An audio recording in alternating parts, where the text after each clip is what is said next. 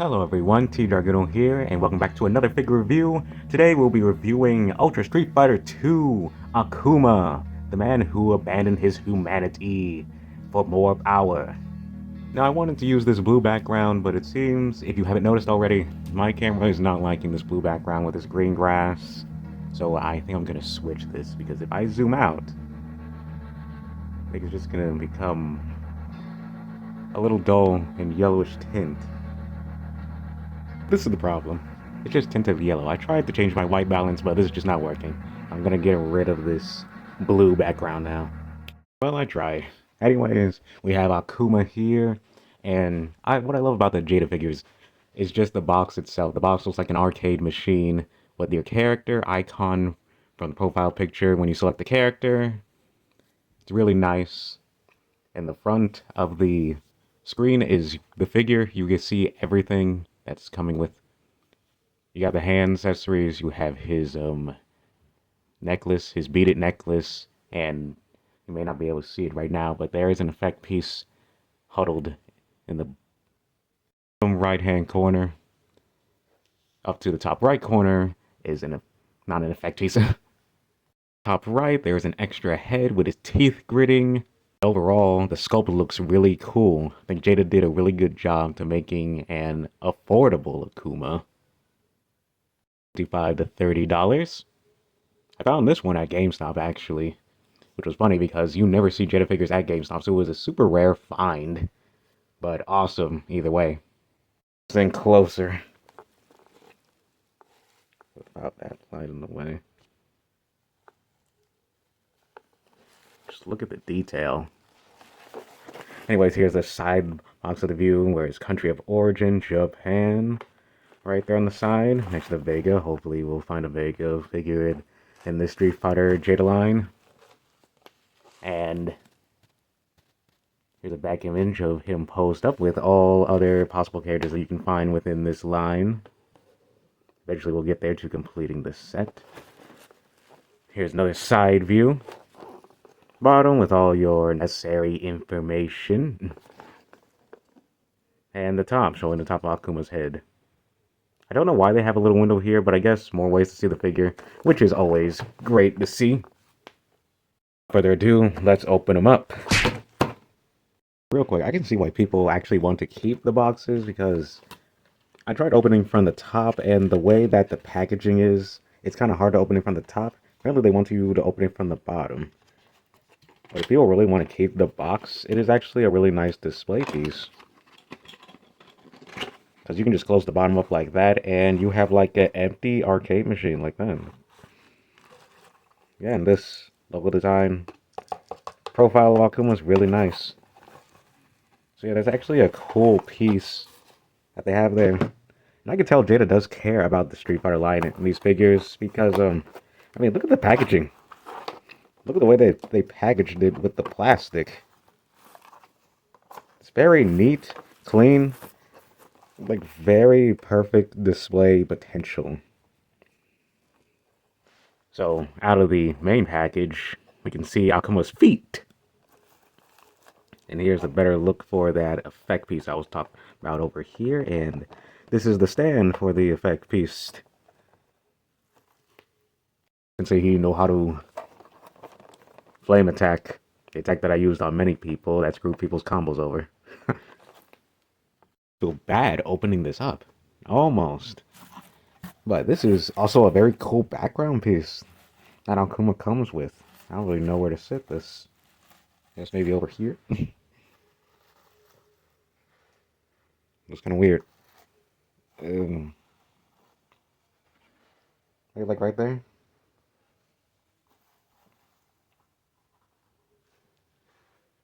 Maybe tilted.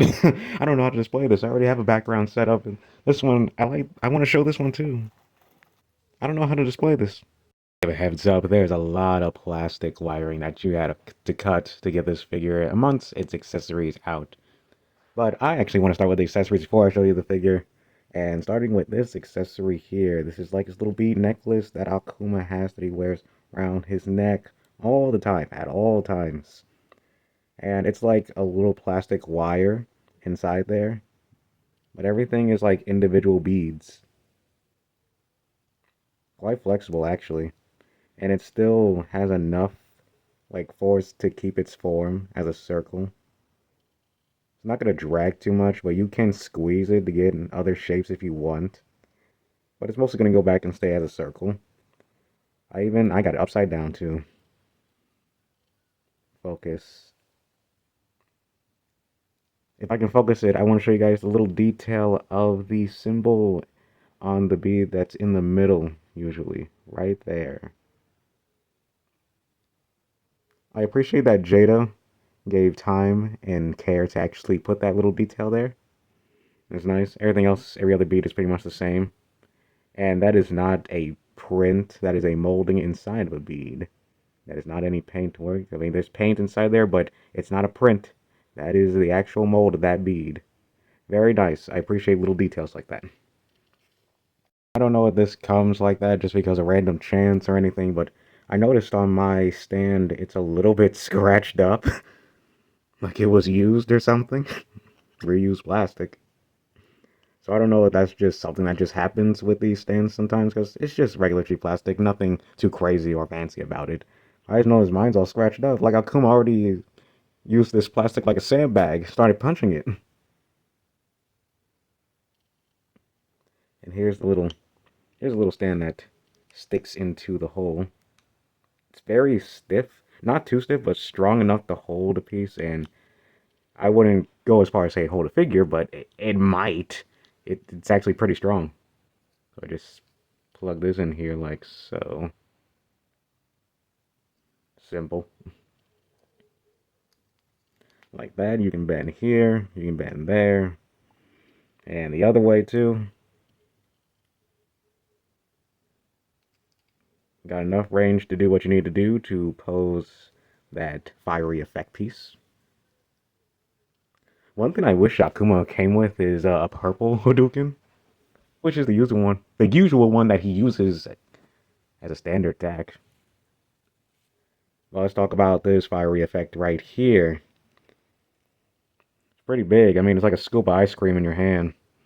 It's a pretty big piece with this circle, this yellow circle fading into this red fiery, red-orange fieriness going on in the back. Honestly, I like looking at the back more than the front. I know it's because it's like an arcade where it's like, Hadouken! It's supposed to be looked at sideways. Yeah, I get that. But I like looking at this part. This is really cool. A really neat effect. Because I have multiple Street Fighters, combining these effects are going to look really good on display. And we're going to take a look at the hands. He just comes with two grabby force palm hands. Two posing fists. Not fists, but two posing fighting stance hands. Right, that's great. Two is better than none. And you got this alternative Akuma head where he's angry, teeth gritting. Probably about to do a Otomaki-sup! Some type of attack on you. Or, Raging Demon. That's everyone's favorite move for Akuma, right? Raging Demon. If you can pull it off, yeah. Let's see, let's get a closer look at those teeth. Again, if you get really close, I don't know if they're showing up on the camera well, but if you get really close on the teeth, I like the cascading effect of the indentions of the teeth. You can see the sharp individual teeth. I remember before in promotional pictures, I didn't really get to see the teeth that well. It's like they look kind of, plain and flat, but in person, there's a little bit of depth to them, and I like that. Also with this figure, this hair is like rubber. I thought it'd be hard plastic. This hair is rubber. Said, well, this is very soft, rubbery plastic. That means this tip part is also very soft, and I will be careful not to move this too much. This is a completely soft, rubbery plastic.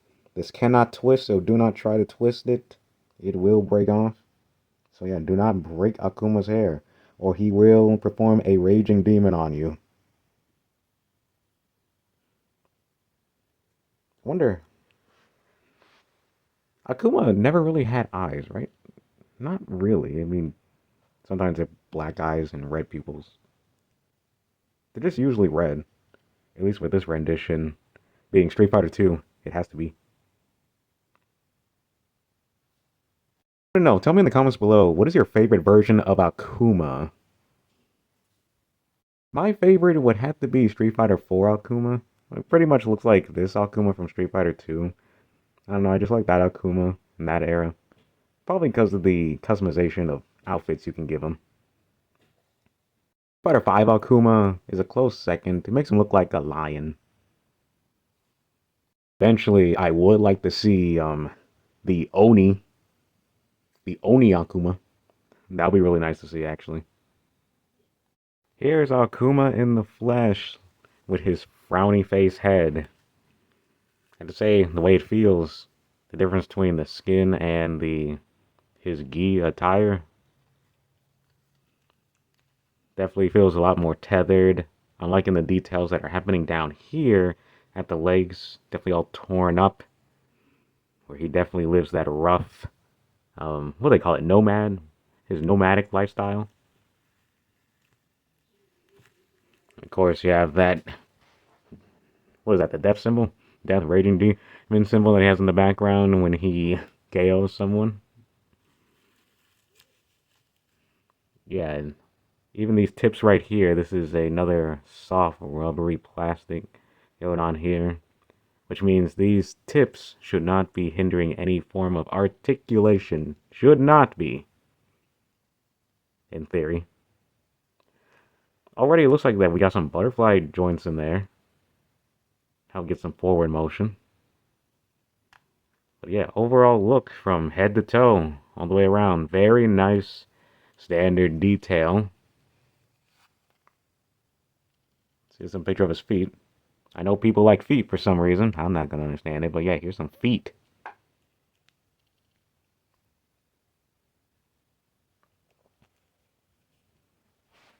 I'm curious, how do they handle sandals? Because I noticed, I think they do this with the SH figure art Monkey D. Luffy. The sandals are, with the toe hinge, the sandals, the base kind of stays with the foot, the toes, and the rest of the foot goes up. I think that's a nice detail. And frankly, the proper way to actually do sandals. It's like, some could break it up, but I think this is definitely a better look overall. Looks more natural, seamless.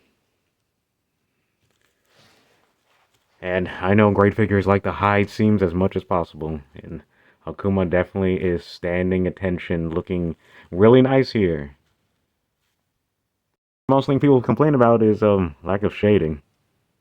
I mean, I'm not too crazy with shading.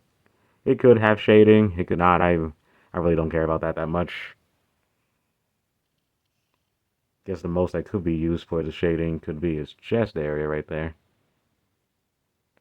But overall, great sculpt. I love the look. Everything is right. Now let's go over some articulation. God, head movement. All the way around. 360. We're going to look down with the head like that. And we'll be looking up that much with the head. Looks like there's some, seems like there's some neck action going on here. Like you can rock to the side like this. And going, pff, weak. You know nothing, boy. Akuma talking to Ryu. I don't know, I'm not too well versed with the Street Fighter lore, but I'm trying to remember, what's the beef that Akuma has with Ryu, if there is any at all? I can't quite remember. There's so much stuff that happens in Street Fighter between the show and some of the movies, and of course the games. So many things happen batting into it. I probably need to refresh my memory on that. You can move these glorious arms all the way around, both sides.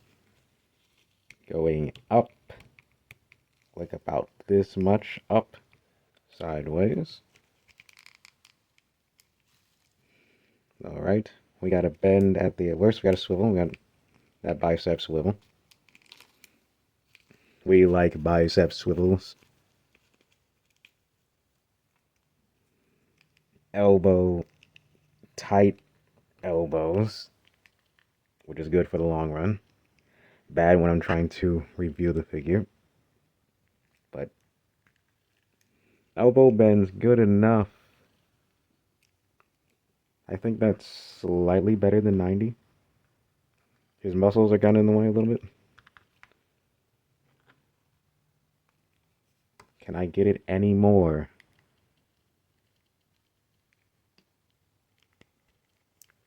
I feel like I can. Hold on.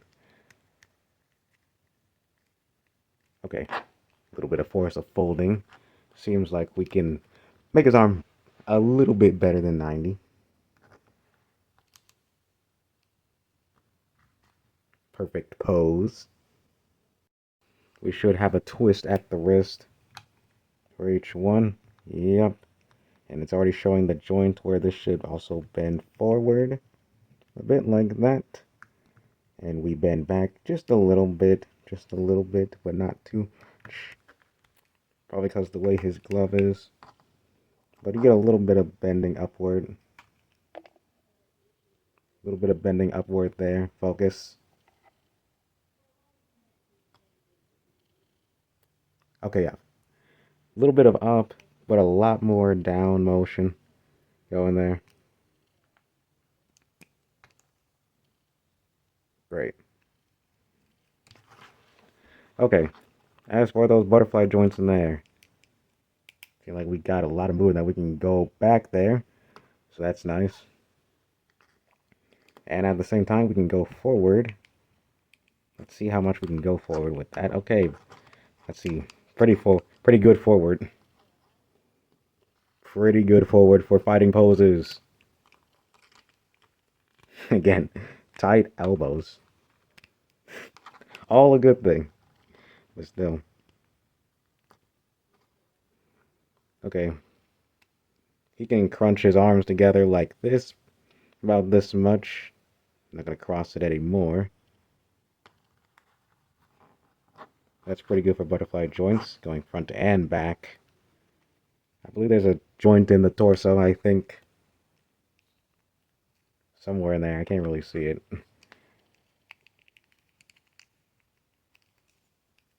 Like, judging by that.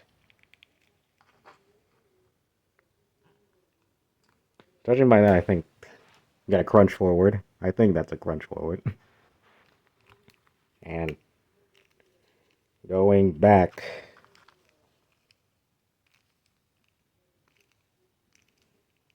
Again, I don't want to pop his torso off.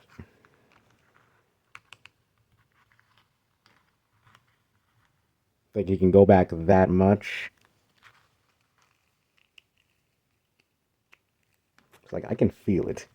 It's like in steps. Alright. Be tilting about like this side to side. Twisting is also super tight. A torso twist. It probably is there, but I don't know if you're hearing that, but very clicky. I don't know how much I want to actually test that out. But I think... Alright, here we go. A little bit of a twist, but more of a way to angle upward and downward. Goes throughout the middle of his waist. You got this rope here. Another soft plastic. Soft plastic. Nothing wired or anything. Just kind of flops down there. Still a cool piece. It'd be nice if there was like a peg or something that would able to shift this to the side, you know, for a wind effect. But it's just one solid piece and it's going to be stationary in that regard. On to the legs. Kicking forward. You're going to kick forward that much. If I push it, I can probably go even more than that. You're kicking forward like that. And kicking back, the way these joints are. Kicking back like that, it's a little out. It's kind of straight back, kind of downward angle. But this is enough, as humanly possible. This is enough for Akuma. You got a swivel at the leg, of course. Good swivel. Never hurt anyone. believe what you call this, a thigh cut. Yeah, it's got thigh cuts. Some people like it, some people don't. I don't have a problem with a thigh cut. It's not gonna hurt anything because when you're putting them back here, like I know where it is, I can tell, but you're probably not gonna really see it, especially if it goes even farther. You're not gonna be noticing that thigh cut really, especially when he's all posed up.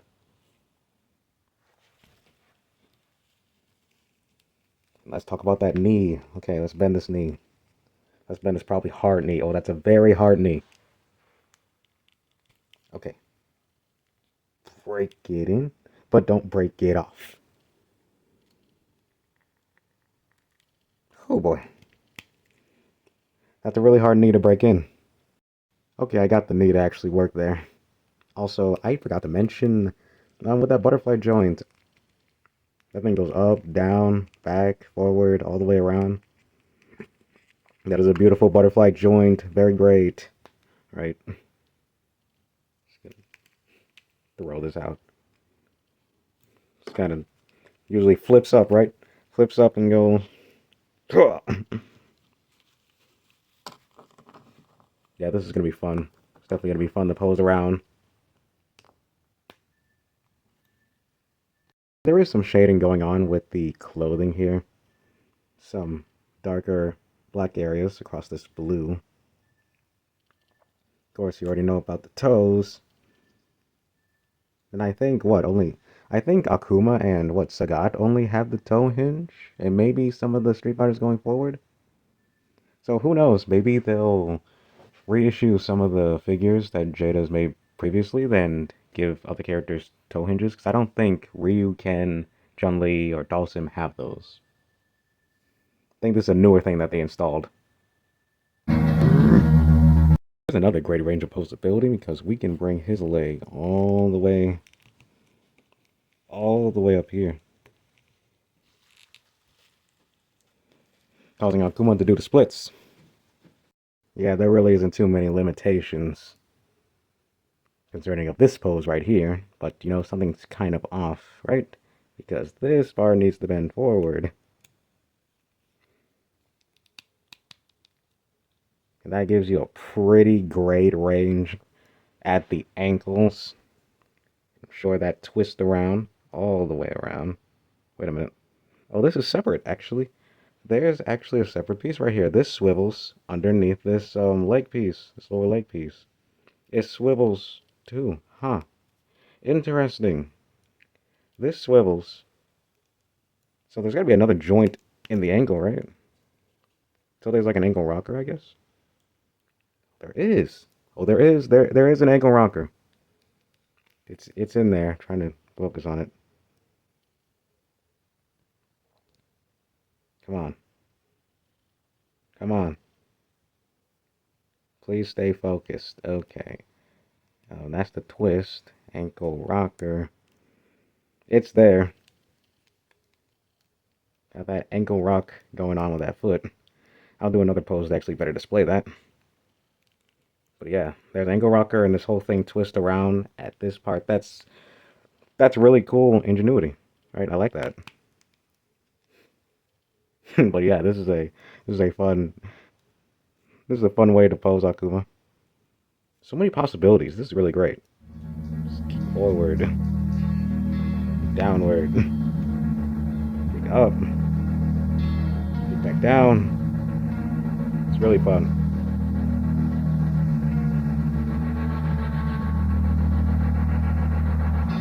That's a nice angle too. Look at that. People see when they meet Akuma. On your face. Now while this Akuma is great, he's still missing something. He's missing that, around his neck. And this gives me a great excuse to swap out the heads. Really just like looking at his back. Just gonna hold it here for a moment. Oh, and while you're taking this moment to wait, as I stare at his back, you can subscribe to my channel now for more action figure reviews, and like this video if you love Akuma. Go ahead, put a like right now, while we admire his beautiful back.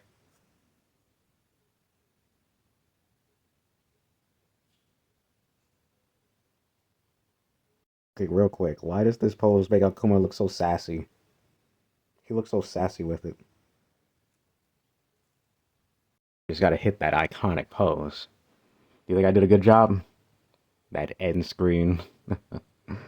Finished. I'm also gonna put on one tiny little nitpick. Just one nitpick. Right here. There's a little bit of that hair separation from the head sculpt. About there. Just a tiny bit of separation, tiny little nitpick. Just gonna mention that right there where the ear is. Very tiny nitpick. And also, removing this head, you think it's difficult? Very easy, not difficult at all. Very smooth, not struggling, don't have to worry about hurting the joint or anything. Just gonna place this right on there. Right on there. Just gonna sit there a little bit floating. The neck beads are a little bit floating, but not bad. I'm just gonna pop this head right back on there. Pop it on. Okay, it may be easier if I do it with this hand.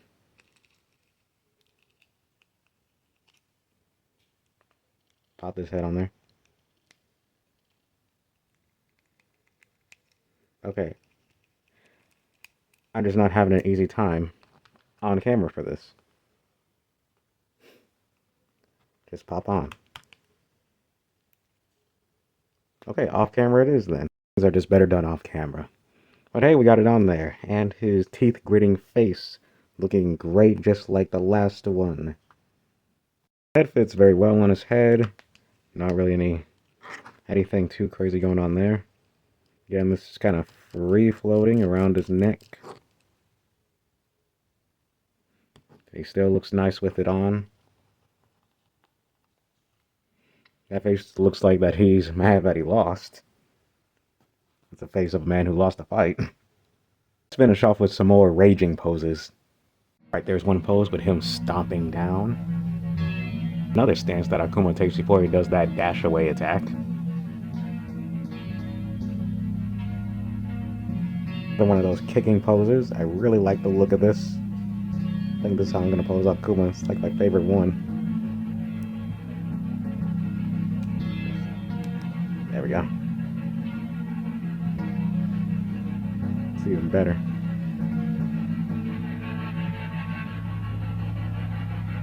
Here's where those toe hinges definitely come in handy. This is Akuma about to do a Hadouken pose. A little more accuracy before that falls over. Here's Akuma with the fireball in his hand before he's about to shoot it. I'm surprised it actually has held up this long, but it goes to show that the articulation is pretty top notch. Still holding.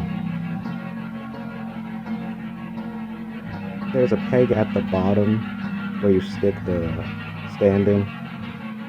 That is hold up if you're wondering how that's actually possible. The peg hole is like right here. So flip it in right there, like so. Doesn't go too far in deep, and alright, there you go. There you go. You have the fireball in midair. Akuma releasing said fireball. Getting a really nice setup, and the with the stiffness of the stand inside the peg of the fireball, it holds up pretty well. I thought that big piece would be a little top heavy, but it's actually pretty manageable, and you can move it in pretty good directions without it falling over. I can actually probably flip this thing around about that way, or completely back around. And it's not straight up right now. I actually have it bent off to the left side, and the other part of it is on the right side. It's standing up pretty well while being bent. So yeah, that's really cool. Perfect display piece. These are some really cool angles you can get them in. That's the best thing about Street Fighter, because usually everything is sideways. Getting the Street Fighters in any other pose is always aesthetically pleasing. Again, the perspective of what happens if you verse Akuma. You're gonna get burned. Yeah, for what you're getting, it doesn't seem like that you get much, but you get everything that you need, because there's actually a lot here. You got the beaded necklace, you got the alternate head, you got the alternate hands, which is really the only two hands Akuma really needs, because that's the only thing you'll ever see. And the fireball, another great effect piece. I mean, at least they give you an effect piece. Now in SH Figure Arts, you gotta pull all their limbs, teeth, fight tooth and nail to get SH Figure Arts to actually give you an effect piece. But Akuma, why?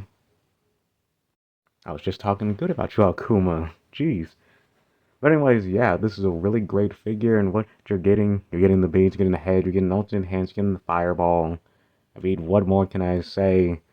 You're getting great articulation. Get him in every single pose that you need Akuma in.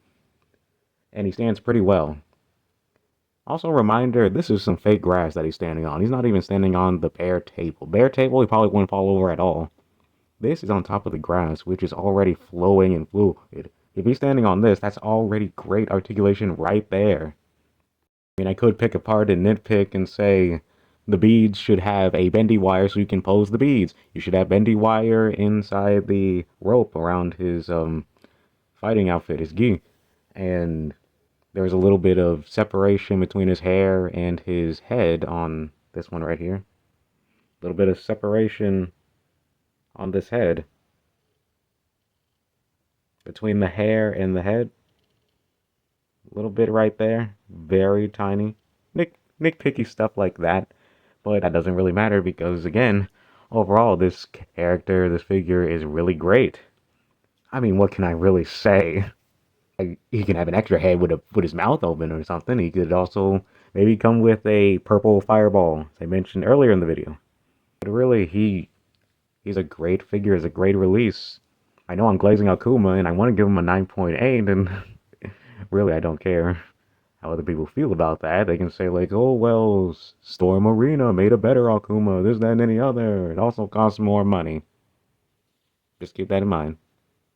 But for this, I gotta say, for what it's worth, the price ranging from $25 to $30, and what you get with it, and great articulation, looks, aesthetics, looks great, and it's gonna look great on my shelf, I give him, my personal opinion, 9.8. I'll say 9.5 for critique.